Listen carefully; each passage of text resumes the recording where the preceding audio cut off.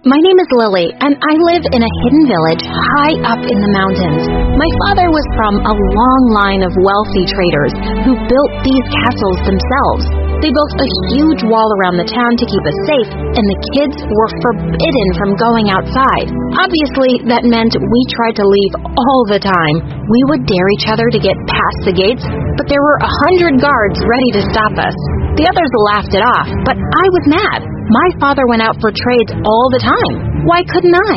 When I was 10, I sneaked into his bags before a trip, and I jumped out once the carriage left town. Woohoo!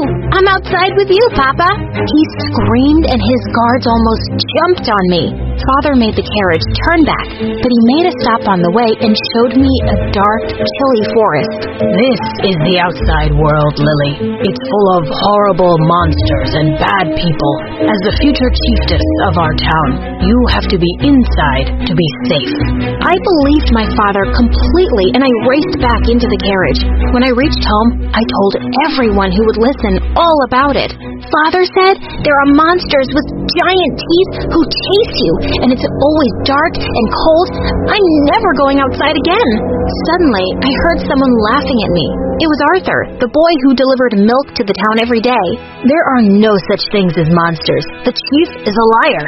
How dare you? Take that back. Nuh-uh. I live outside, and I have never seen any monsters. And it's sunny all the time. You're a fool. Everyone laughed at me, and I turned red with embarrassment. People started asking Arthur what he had seen, and he said there were towns way bigger than ours. There was even something called a school, where hundreds of children got together to play games and learn skills. Hundreds of children? Our entire village had 30 kids. I couldn't believe Father lied to me. I demanded that he tell me the truth and let me out, but he refused. You are my princess. This is the only place I can keep you safe. His control over me changed everything. Over the next few years, I stopped being the sweet Lily he used to know. I turned into a total troublemaker. I broke expensive vases he got from his travels and tore up tapestries he dearly loved. One time he had an important meeting with big traders, and I let all of our goats run free into the room. It was so funny to watch all the men screaming. Father was furious at my antics, and one night I overheard him talking to my mom about setting my engagement. If we get her married, I can officially make her the chiefess. Then she can stay here forever. Be here? Forever? This was my nightmare. I knew that if I wanted to see the world outside these walls, I had to do something drastic. The only person I could think of was Arthur, the milk boy. He rode into our town in a carriage every day, so I packed up some gold and clothes and sneaked inside. I held my breath as Arthur rode out of town, but when we were away from the walls, I couldn't help but scream. Yes, I made it out! Ah! What are you doing here? I needed to get out of there. You can take me to a new town, right? Are you joking? Your father will end me. Just then, loud bells started ringing through the village. Alarms. They must know you're missing. I'm taking you back. No, please. I'm begging you. If I go back, my father will get me married to some stranger, and I'll be locked in there forever. Not my problem. I'll give you all the gold I have on me. I showed him the contents of my purse, and he agreed to help me right away. Yes! Arthur's carriage raced away from my village, and I finally got to see the outside world for real. Yeah, there were dark, scary forests, but they ended soon, and we reached a bright town that was bursting with people. Arthur tried to leave me in the middle of the crowded square, but I held on to him. No, you have to keep me with you. Not a chance. There's going to be guards looking for you all over. I gave you all the gold I had. The least you can do is give me a place to sleep one night, please? He groaned and took me to his house, complaining the whole way there. I got to meet Arthur's family, his mother and his little sister Gwen. When I told them the story of my escape, Gwen and his mother accepted me with open arms. I can't believe you've never been to school. You're much too young to be engaged. You can stay here until your father sees sense. Arthur protested, but the ladies shouted him down. They even had a secret basement to hide me in when the guards came to search everyone's houses. Even though they wanted to help me, living here was not easy.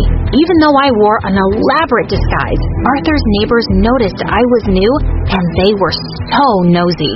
One evening, all of them streamed into the house to ask who I was. Is she the lost girl, the one all the soldiers are searching for? No, I'm Arthur's cousin. Arthur doesn't have any cousins. We've known him our whole life. Who are you really? I thought I was done for, but Arthur stepped in and said, "She's my fiancée." Everyone gasped, and my jaw was on the floor. "She's from another village. She's visiting to see her future home. She's really shy, so please stop staring at her." People walked away, whispering to each other, and I threw my arms around Arthur. "Thank you." Now that everyone thought I was his fiancée, I was free to roam around town, and Gwen even took me to school. I got to play games I'd never even heard of, with more children than I'd ever seen in my life. I was just getting used to being here, when one day horses charged into town with my father's crest. I ran home and tried to get into the basement, but Arthur blocked the door. "I'm so sorry, Lily." "Sorry for what? Open the door." That was when my father marched right into the house and caught me. His men put me into his carriage, and he thanked Arthur publicly. "You must be rewarded for helping me find my daughter. From now on, you work for me, son. I will take care of your education and your family. Pack up your things and follow us." "Thank you, Chief." I was in shock. Arthur had betrayed me. My father yelled at me the whole way home, but I couldn't hear a word he said. I was too busy punching Arthur in my head. Father locked me in my room and put guards to watch me. And the most annoying part? He asked Arthur to be my servant. I was so furious with him that I wasn't going to touch anything he brought me. I sat in my room hungry and thirsty for hours. "You're being childish. You have to eat." "No!" "I'm sorry I betrayed you, but my family was struggling every day outside. Your father offered a huge reward. I couldn't turn it down." "The gold you took wasn't enough? Just go away." Because of him, my father was about to marry me off to some weirdo, like the richest boy in my town, who showed up with his creepy smiles. "You're the future chiefess, right? You're even more beautiful than they said. I can't wait to win your hand." He gave me a flower and he leaned forward to kiss my cheek. Arthur pushed him away. "Who kisses a lady like that?" "The guy who's going to marry her." No way was I going to marry this idiot. But my father actually agreed to his offer. He didn't even care when I said no. "He has enough castles to amuse you your whole life, Lily. You'll love it." The day of my wedding was fixed, and I knew I had to run away somehow, but the days kept passing, and I could never get around the guards. There was no way out, and suddenly, my wedding day was here. An hour before the ceremony, Arthur ran into my chambers. "You look incredible." "What do you want? I'm freaking out." "You want to run away, right? I can help you." "I will never trust you." "I have a plan. No one will see us. Come on." I had no other option. Arthur pulled a rope and we used it to climb down the walls. The town was empty. Everyone was in church for my wedding.